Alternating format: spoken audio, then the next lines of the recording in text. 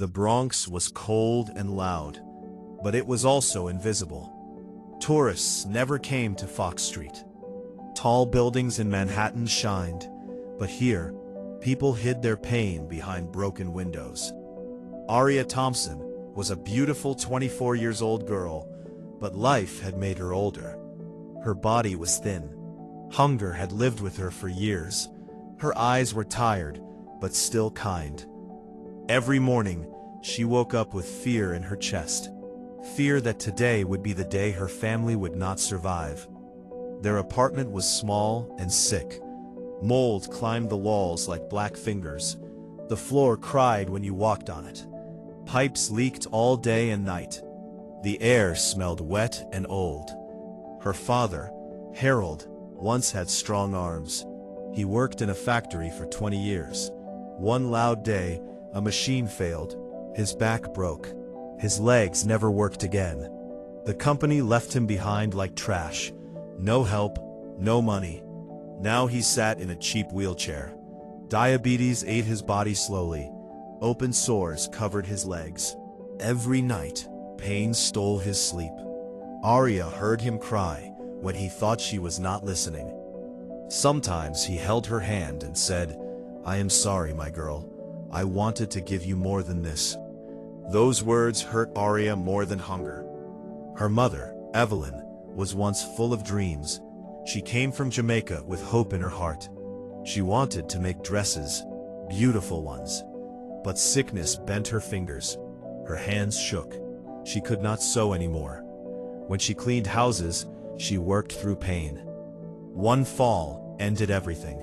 A broken arm, a cold boss, no job, no calls back.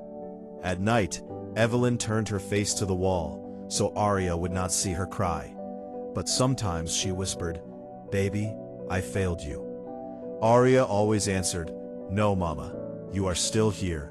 That is enough." But life kept taking. When Aria was 16, the bank took their house. They slept in shelters. Bugs crawled on their skin. People screamed in the dark. Aria went to school smelling like fear and sweat. The kids laughed. Teachers looked away. She quit school at 17 and started working. She cleaned toilets until her hands burned. She washed dishes until her back screamed. Winter came. The heat stopped. They burned newspapers to stay warm in the room.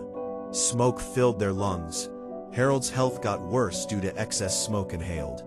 Doctors wanted money for the treatment, but they did not have it. Aria sold her books, some of her good clothes, some of her mom's dresses, but still not enough. She loved her parents so much it felt like pain in her chest that she couldn't do anything to help.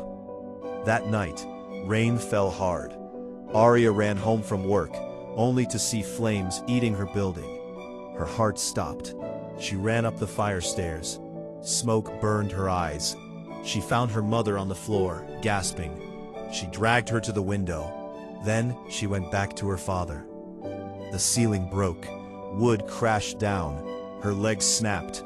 Pain exploded. Blood soaked the floor. She thought, "This is how we die." Then a hand broke through the window. A man climbed in through the broken window. Smoke wrapped around him, but he did not stop. He was strong, calm. His eyes were sharp, but gentle. He lifted the heavy wood like it was nothing. He carried her father first, then her mother. Then he came back for Aria, even when fire burned his skin. His name was Damian Blackwood. He was rich, powerful, the kind of man people feared. But at that moment, he was just a man who refused to let 3 strangers die in a fire accident. He saved them one after the other. Aria was the last, exhausted with low breath, as Damian carried her in his arms out of the building. They were taken to the hospital. At the hospital, machines beeped without mercy. Doctors rushed. Aria woke up with pain screaming through her leg. Metal held her bones together now. Her parents were alive. That was all that mattered. Then the bills came. Endless. Impossible. But Damian paid everything. Quietly. No cameras, no praise. He left only a note. "You are strong. I admire your courage. Rest well. DB." Aria stared at the paper for a long time. She did not understand why a man like him would care about people like them. She slept off thinking about who Damian is, his appearance, but she couldn't remember anything. Weeks later, Aria was already back to work. A rich party, bright lights, soft music. She stood with a tray in her hands, wearing borrowed shoes that hurt her feet. Then she felt it. Someone's watching her. Damian. Their eyes met. "You look stronger," he said softly, like the world around them did not exist. Then she remembered the note left for her at the hospital. "You're DB," she said. Damian replied, "Yes, I am, Mr. DB, Mr. Damian." She was speechless for some seconds, but later found her voice. She thanked him for saving her and her family. Damian nodded in agreement. He gave her his contact card if she ever needed anything. From that day, he did not disappear. He visited her father at the hospital, who will be discharged. He stayed late, paid the hospital bills. He listened to Harold's stories. He spoke gently to Evelyn. He treated Aria like she was not invisible, like she mattered. Everything was just like a dream to Aria. She never believed it's happening to her. He drove them home in his luxurious car. They ate together. They talked about pain, about fear, about dreams that never came true. Damian laughed with her. Aria saw the loneliness in his eyes. A man surrounded by people, but still alone. Damian rented a new apartment for Aria and her parents, had everything furnished, and gave Aria enough money to get foodstuff and some other things needed. He got her a phone, got some dresses for her, made her feel cared for. One cold night, they stood outside her apartment door, talking quietly. The street was calm. Snow rested on the cars. They spoke about life, about how pain changes people, about dreams they were afraid to say out loud. Damian told her how lonely success felt, how people wanted what he had, not who he was. Aria told him how being strong all the time made her tired, how she never felt chosen, only needed. Damian looked at her for a long moment. His voice softened. "You know," he said, "you don't even see how strong you are. You carry your whole family, your parents depend on you, and still you never give up. I admire that. I would be glad, truly glad, to have someone like you in my life." Aria felt her chest tighten. No one had ever said that to her before. He lifted his hand and touched her face gently, like she was something fragile. His thumb brushed her cheek. She looked up at him, her heart beating fast. He leaned in slowly, giving her time to pull away. She didn't. His lips met hers in a soft, careful kiss. Warm, safe, real. Then the kiss deepened as feelings replaced words. For the first time in her life, Aria did not feel afraid to love. Love grew between them. Quiet, strong, real. The first night they shared together was soft and full of trust. City lights watched through the window. Damian touched her like he was learning her pain with his hands. He kissed the scar on her leg and told her she was beautiful. Aria cried, not from hurt, but from finally being seen. Afterwards, they held each other until morning, afraid to let go.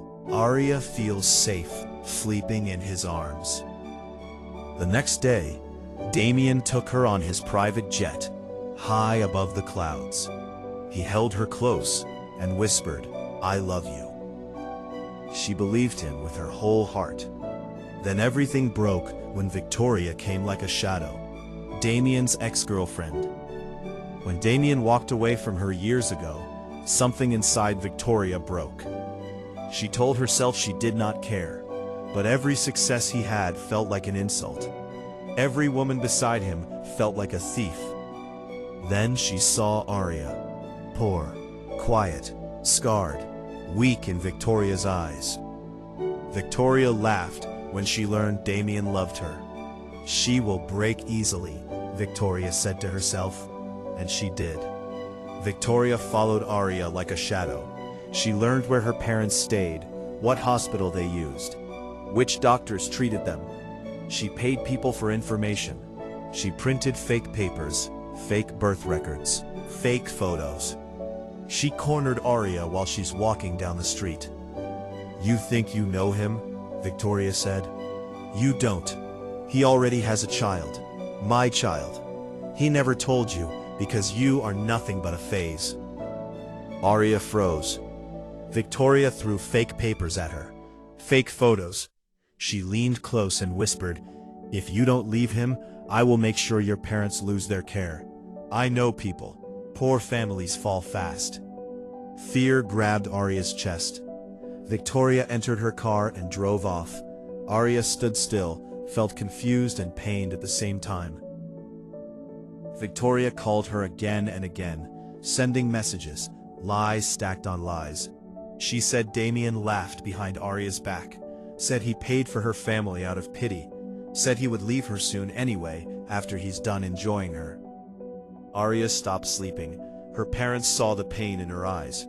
Stress crushed Evelyn's heart.